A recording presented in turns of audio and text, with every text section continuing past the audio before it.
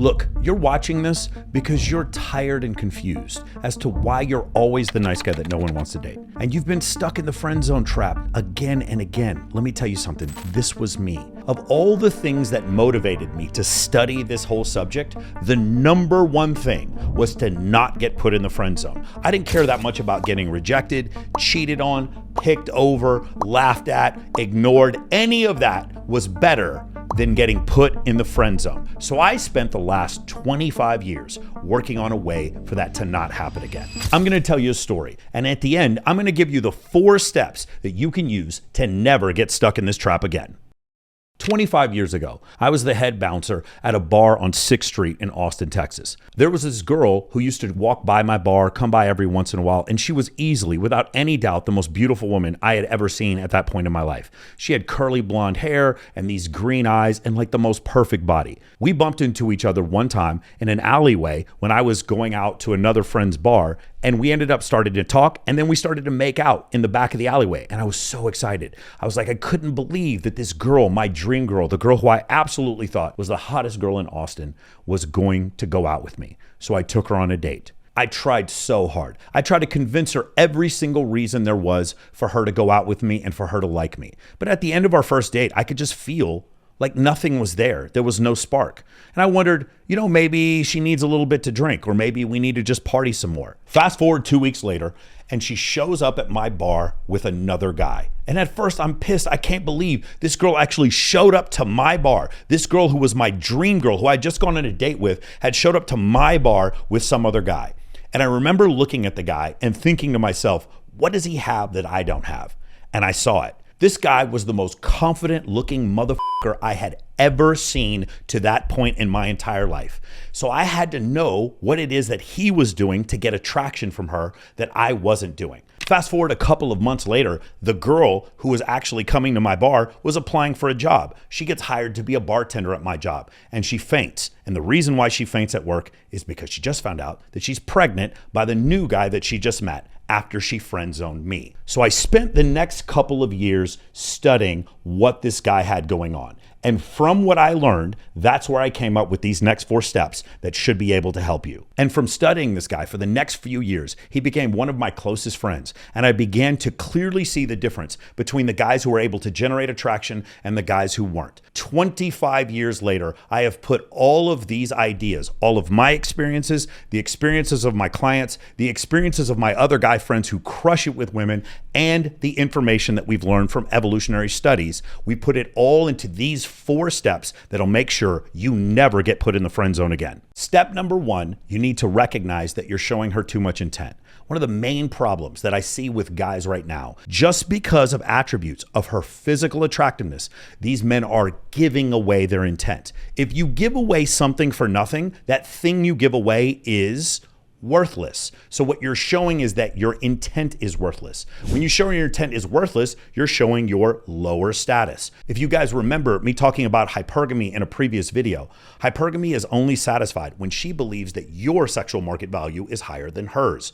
If you're giving away your intent just because she's physically attractive, you're telegraphing to her that your sexual market value is lower than hers, and therefore hypergamy is not satisfied. The misconception is that you take girls on dates to generate attraction. From this point forward, I want you to write this down. Remember this. You're only going to take girls on dates that are already attracted to you. You asking a girl on a date who isn't attracted to you, you're lowering your value even further. Only ask girls on dates who deserve the date. They've shown you a ton of compliance. Maybe you had a bunch of group events and she showed up. Maybe you had a fun time, a party back at your place. She was on time, hanging out with you, showing you a ton of interest. You walked to this room, she followed you. You wanted to introduce her to your friends, she joined you. She showing a ton of compliance. In that case, that might be a girl who you would ask on a date. But unfortunately, you guys are showing way too much sexual intent right off the rip, and it's giving girls the ick. A lot of guys think that they're put in the friend zone because they don't show intent soon enough. No, you're getting put in the friend zone because you're showing too much intent and she's not attracted to you. So let's say she texts you all the time. Let's say she sends you memes. She'll even call you and talk your ear off about her problems. When you see her in person, she'll talk the whole time. A lot of times, for a lot of guys, especially those with some desperation, they'll see this as an invitation. But unfortunately, it could just be her trying to get attention. I need to distill the difference between attention and compliance. In general, women get their validation from attention, which potentially could lead to commitment and resources. Men generally get their validation from compliance, which generally leads to sex. Which means if a woman is giving attention, that attention costs her nothing. It's valueless. Just like if a man gives away sex, it doesn't cost him anything. If a man gives away sex, it doesn't hurt his value. So let's say she is sending you a bunch of text messages. She's showing you a bunch of attention. She's sending you memes. She'll call you. She'll talk to you on the phone for a long time, talk your ear off, whatever. You start to believe, especially because you come from desperation, that that's an invitation for some romantic encounter. The problem is this. Women generally get their validation from attention, which can lead to commitment and resources. Men generally get their validation from compliance, which generally leads to sex. So when a woman gives away attention, it costs her nothing. She doesn't lose any value. If you guys want to see this, go to a strip club, watch all the strippers come up to you and tell you how handsome you are. A woman giving away attention, an OnlyFans model telling her fans how special they are. It costs women nothing to give attention. When a man gives away attention, it costs him a ton because he's giving away attention for no compliance. It lowers his value. Remember what we said before, his SMV is lower than hers, therefore hypergamy is not satisfied, therefore there is no attraction. Just like if a woman just gave away sex for nothing, imagine the woman of your dreams and she goes off and has sex with all of your friends. In your mind, you'd feel very, very disappointed because you'd see something like that. So if a woman gives away a bunch of sex for nothing, it might lower her value, just like a man who gives away a bunch of attention, you might call him a simp. Here's the difference between attention and compliance. Attention is above the belly button. Compliance is below the belly button. Did she send you nudes with her thumbs? That's above the belly button. Or did she come over nude? Did she walk to your place? That's below the belly button. Sending you nudes is attention. Showing up nude is compliance. Did she tell you something about how cute you are, or did she actually show up to the date? Telling you how handsome you are is attention. Showing up when you ask her to is compliance. Following you around is compliance. So I want you to think with attention, there is no sacrifice. It's just words. It's just chaff. It's just noise. I want you to think with compliance, there has to be some level of sacrifice. She came over, folded your clothes, cooked you dinner, showed up on a date, brought you a present, brought you a meal at work. Those things require some form of sacrifice. Always look for compliance and not attention. Which goes back to the original point. Which girl should you be asking out on a date? It's the girls who show you compliance, not attention. If you can, from this point forward, remember, if a girl's only showing me attention, I'm not going to validate that attention. You are going to get put in the friend zone a whole lot less. Step number 2, you're trying to convince her using logic, reason, accountability, and deduction. What a great guy you are. You're trying to convince her that she should be attracted to you. This is a really, really, really hard thing for some of you guys who are highly logical. Some of you are highly successful in a technical field to understand. You use logic, reason, accountability, deduction in order to solve problems. But for some reason, it doesn't work in this arena. In order to generate attraction in women, there are evolutionary triggers. These triggers have been around for the last 200,000 years. What are these triggers? Relevancy, competency, access to scarce resources, networks and locations, humor, charisma, social proof, and the big one, pre-selection. These are some of the myriad of attraction triggers that you can use to generate attraction. Instead, you're showing intent and then using logic to try to convince the girl that she should be attracted to you. Imagine this. Imagine you're walking around and a woman that you find horribly unattractive comes up to you and starts explaining to you that she was a beauty queen, that she was a bikini model champion, that she used to live at the Playboy Mansion. Just because she said those words, could she convince you to be attracted to her? No. So why are you doing the same thing? Attraction is not a choice. You cannot generate attraction through just saying convincing words and through using logic. You have to generate attraction using attraction triggers. High status, attractive men do not need to campaign for attraction. What they do is they either actively or passively understand attraction triggers, which cause women to feel attraction towards them, which keeps them out of the friend zone. Step number 3, self-improvement. So here's the thing. Before we get to the thing that generates attraction, one of the things we have to understand is internally, we have to have enough self-worth so that the person who's looking at us finds us attractive, finds us not needy, finds us to have some level of abundance. How do we do that?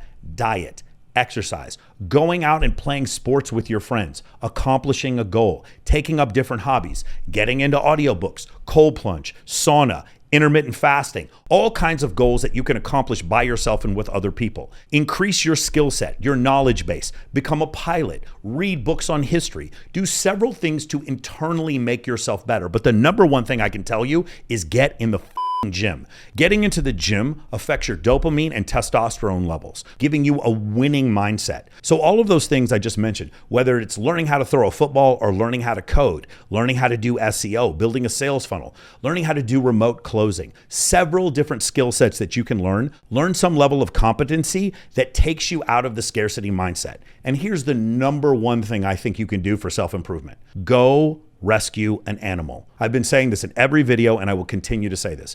There is nothing in the world that will get your mind off any kind of scarcity that you have than when you rescue an animal and realize that that animal wouldn't be alive right now if it wasn't for you. When that animal becomes dependent on you, there's nothing in the world that will bring you more present moment awareness and gratitude than finding a rescued cat or dog that was going to be put down and you saved it. I promise you, do this and you will thank me. Which leads me to the most important step number 4, pre-selection and social proof. What you don't want, and what we can all agree on, is that you don't want a woman to put you in the friend zone. That's the worst. That's like the lava at the bottom of Super Mario Brothers. That's death. You do not want to be put in the friend zone. Not only when you get put in the friend zone is it difficult to get out, it's actually better off if she doesn't even notice you. It also spreads almost like a disease. She tells her friends what a great guy you are and lets them know that you are not a sexually viable object. You do not want to get put in the friend zone. You want to avoid it like the plague. But it's absolutely, totally okay for you to put her in the friend zone. This is the single most misunderstood part of my entire program and my entire philosophy. You can put women in the friend zone, but they should not be putting you in the friend zone. How do you put women in the friend zone? You stop showing so much sexual intent. You just treat them like a bro. You treat them all the same and make them talk about themselves. So the first thing you do is friend zone hundreds of women. You put them all in the friend zone. Call them bro, give them the fist bump, the side fat girl hug, whatever you need to do. Pretend they have chlamydia if that's what you've got to do. You've got to stop projecting so much intent onto these women because you're telegraphing that you're lower status. If you can just treat them like everyone else and put them in the friend zone, you're going to notice something amazing happens. All of a sudden, when you go out to different places, if you've got 5 or 6 girls that come up to you and give you a hug, or you show up to different venues with 5 or 6 girls with you, or you take photographs on red carpets or at different events where you have 4 or 5 girls with you on a regular basis, that generates pre-selection. Now, I know a few of you guys are going to be like, well, Michael, what if I'm not dating any of those girls? There's definitive studies from places like Southwestern University, the Royal Society, and Texas Tech University showing that men who take photographs where women are showing approval and compliance, in those photographs, those men are deemed to be more attractive due to a phenomenon in psychology called mate choice copying in humans. So when you take pictures or when you show some level of social proof with other women, or if you have a bunch of female friends, you go into a social event and every girl there knows you because you put her in the friend zone. You didn't let her put you in the friend zone. When you do that repeatedly, what happens is it creates attraction through pre-selection, and it also creates attraction through social proof. The easiest way to do this, as I've said before, is to start on social media. Using social media to build a social circle, using cold approach to build a social circle are incredible ways to build up pre-selection and to build up social proof. One of the crazy things that happens to some of the thousands of guys that I've worked with is that they go ahead and suspend disbelief and they do exactly what I say. They go ahead and make tons of female friends. Michael, how is this going to get me more dates? Michael, how is this going to get more girls to like me? But of course, any of you who have ever tried the idea of having a ton of social proof and having a lot of pre-selection, you know how the story ends. The guy goes out, he's with 10 or 20 girls, and he doesn't have to do anything. The women are all looking at each other and basically asking themselves the question, who is this guy f***ing? And because of that, it creates so much feminine sexual tension and energy in the environment that basically you could just look and point and say her and she's going to come back with you. But again, those of you who don't believe me, suspension of disbelief, I understand. Do me a favor and try what I'm saying. Try friend zoning hundreds of girls, inviting them to different events, not hitting on any of them, and having them all compete for your attention. Watch how much attraction that generates without you putting in any effort whatsoever. But here's the main thing. That girl who saw you as just a friend, the main way for her to mentally take you out of the friend zone is for her to see that other women are attracted to you. And that leads me to my point. Here's the story of where the friend zone ended with me. I had used all this information that I'd learned for years, and I saw this girl one time, and she was a cocktail server here in Las Vegas. She was one of the prettiest girls I'd ever seen in my entire life. We happened to read the same book series as each other, Game of Thrones, and we became good friends because of it. Now, one of the funny things is one of her friends came to me and told me, hey, so-and-so was talking to me about you, and she thinks, she really likes hanging out with you, but just as a friend.